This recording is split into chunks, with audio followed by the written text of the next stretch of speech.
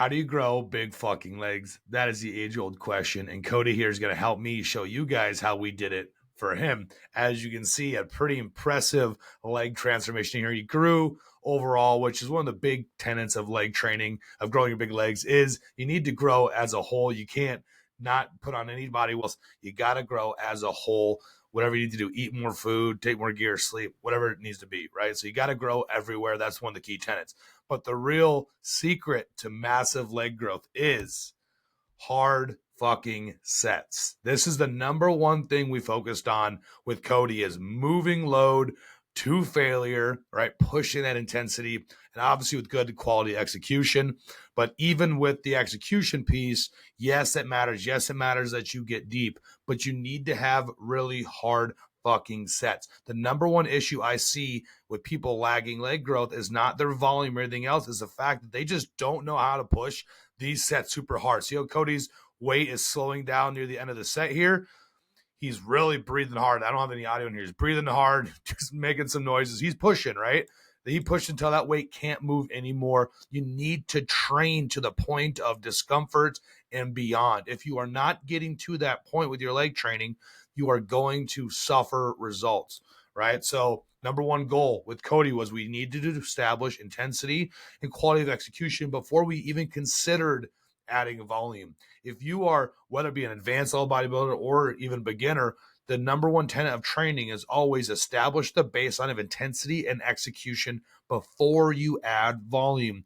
Volume is not the biggest driver of hypertrophy. It is just one of them potentially based on, again, a lot of context here. So the biggest mistake you can make with your leg training is not training hard enough. And as a result, adding volume in to compensate.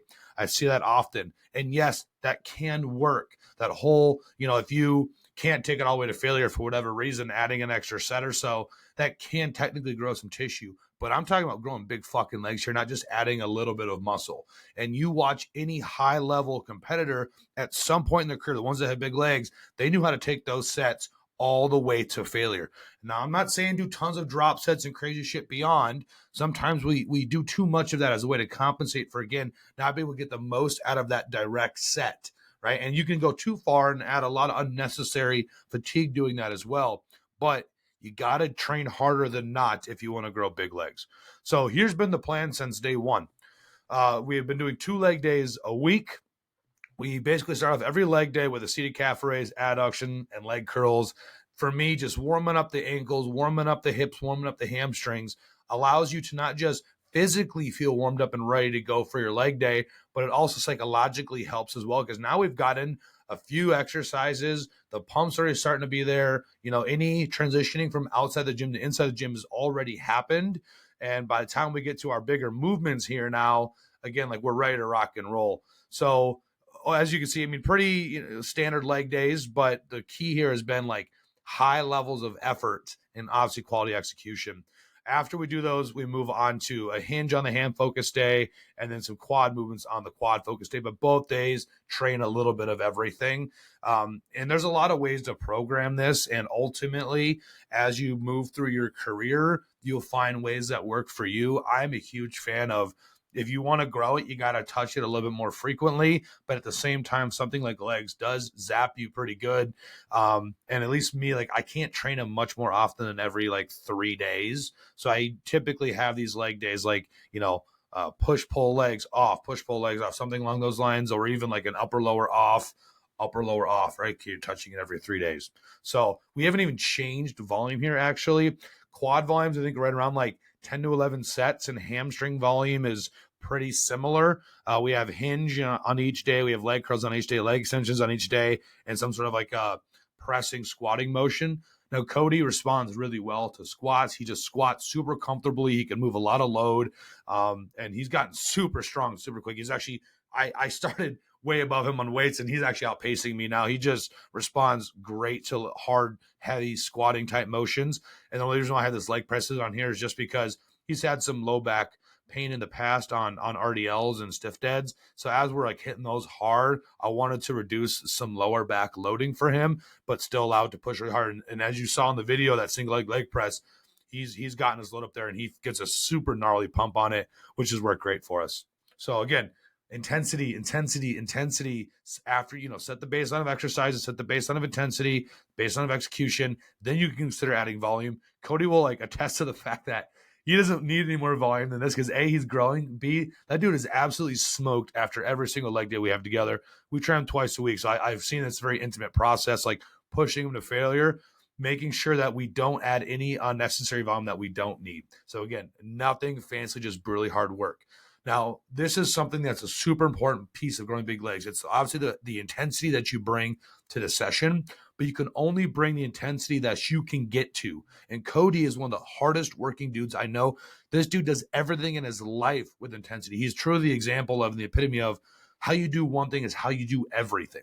He handles so many responsibilities in his life. He runs his business. He has a family. He runs a farm. Like, this dude does everything, and he still brings the intensity to every single leg day, no matter how the fuck he feels. And that mental resilience that he's developed is allowing him to train with the intensity he needs to grow.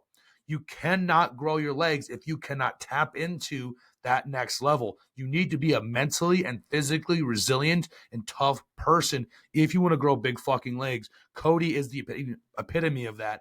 I do not know anybody else that can train as hard as this guy can train. He truly has other levels, and it's not in a neurotic nature either. He just understands what is actually hard work and how to push through that discomfort. And if you want to grow big legs, you must get there yourself. And I truly believe that comes to experience in life as well. Like if you haven't done anything hard in life, and prep, trust me, is not hard compared to actually hard shit in life, you won't be able to tap into that next level. That comes from having done really, really tough shit repeatedly and develop the skill of hard work. So if you want to take your leg growth to the next level, the next step is not new exercises. It is not more volume, and it is not doing a bunch of ankle mobility drills. Sure, some depth and knee flexion matters, but I see that actually also hinder leg growth as well. Everyone's so obsessed with getting so deep, they don't actually push any load. They don't actually take it hard to failure. So obviously get as much range of motion as you can, but instead of spending more time on more mobility drills, spend more time training fucking hard. Okay. You need to be mentally and physically tougher than you are right now.